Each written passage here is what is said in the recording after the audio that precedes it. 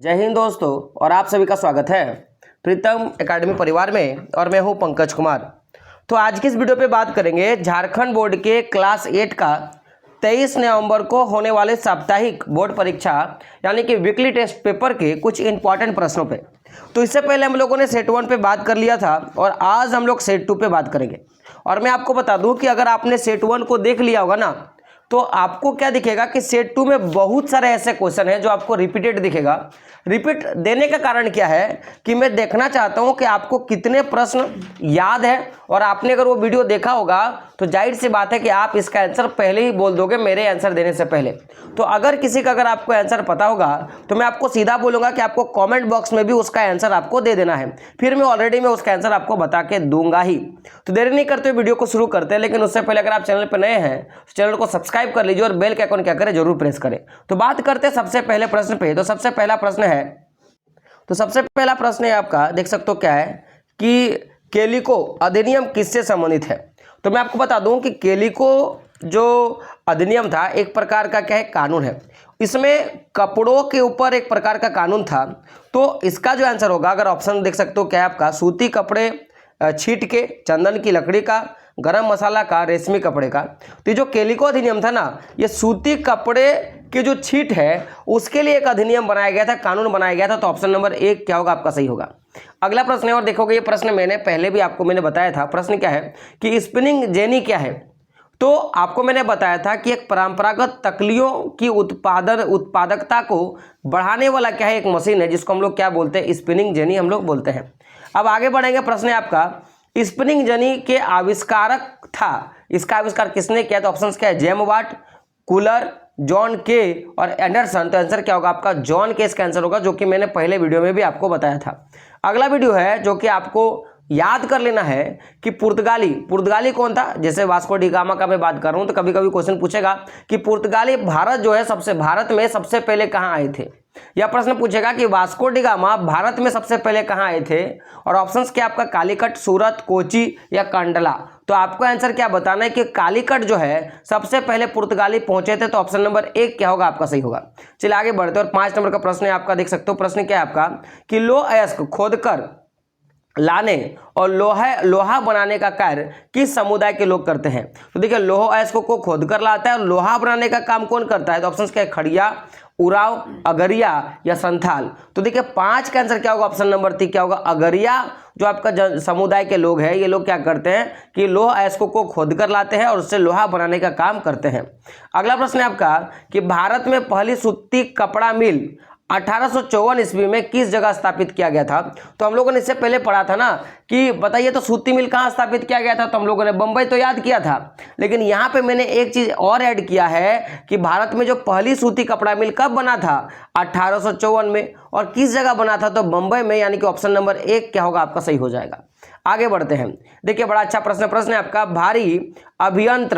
भारी अभियंत्र संयंत्र, इसको बोलेंगे HEC, हैवी इलेक्ट्रिकल कॉर्पोरेशन की स्थापना कब हुई थी। और इसका अगर मैं आंसर का बात करूं ना, तो 7 का आपका आंसर हो जाएगा 1958 को। कब हुआ था, 1958 को HEC का स्थापना हुआ था। भारी अभियंत्रण संयंत्र का जो है स्थापना 1958 में हुआ था।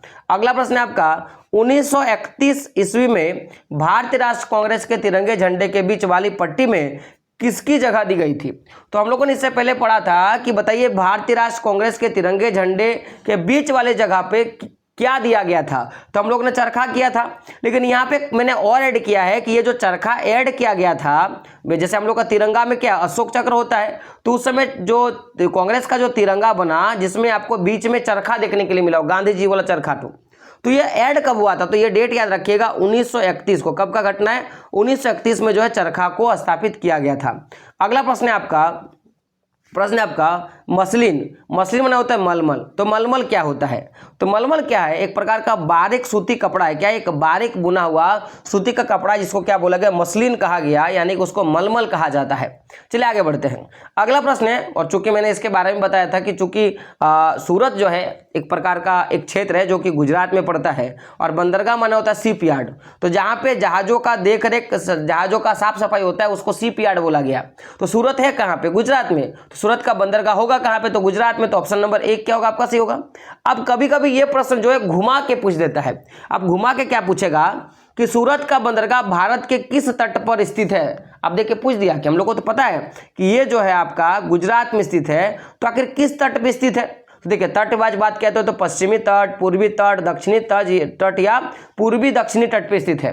तो देखिए सूरत का जो बंदरगाह है ना वो पश्चिमी तट पे, कहाँ पे? आपका पश्चिमी तट पे आपका जो है वेस्टर्न साइड में जो है आपका स्थित है। तो आपका 11 का आंसर क्या हो जाएगा माय डियर? 11 नंबर का आपका आंसर क्या हो जाएगा? 11 नंबर का आंसर हो जाएगा पश्चिमी तट। ऑप्शन नंबर 1 क्या होगा आपका? सही होगा।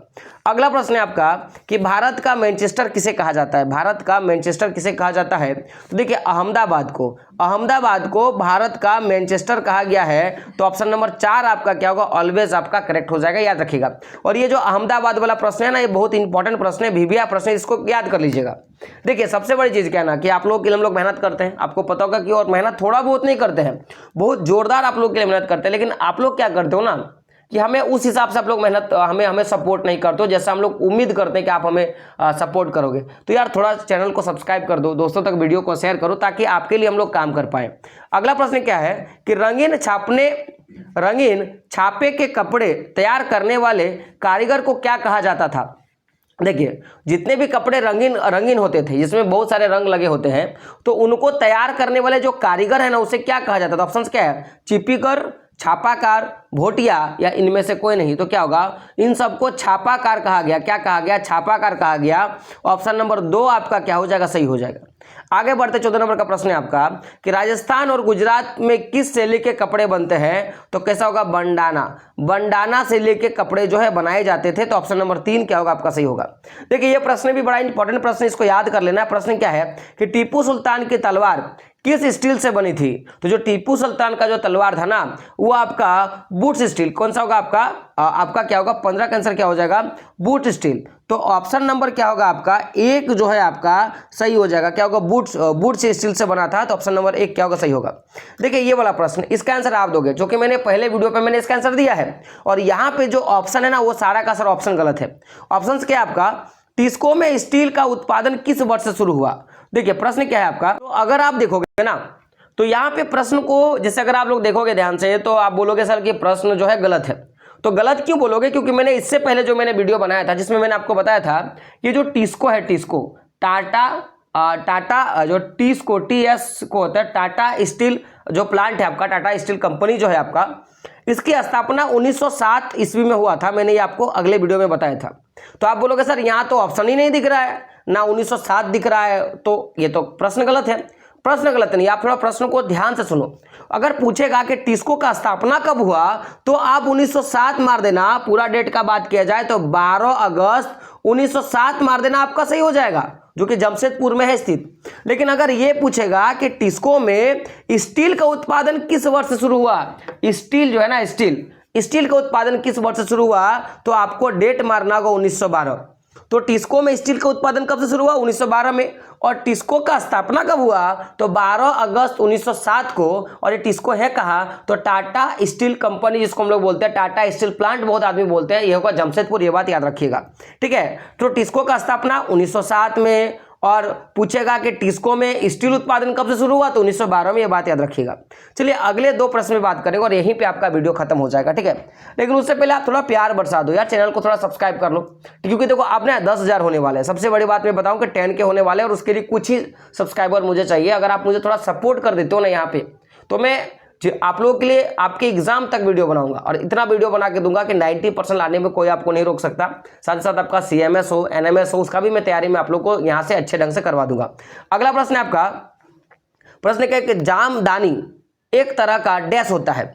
ऑप्शन क्या आपका? बंदरगाह होता है, लोहा का जाली होता है, कपड़ा होता है, या बारीक मलमल होता है।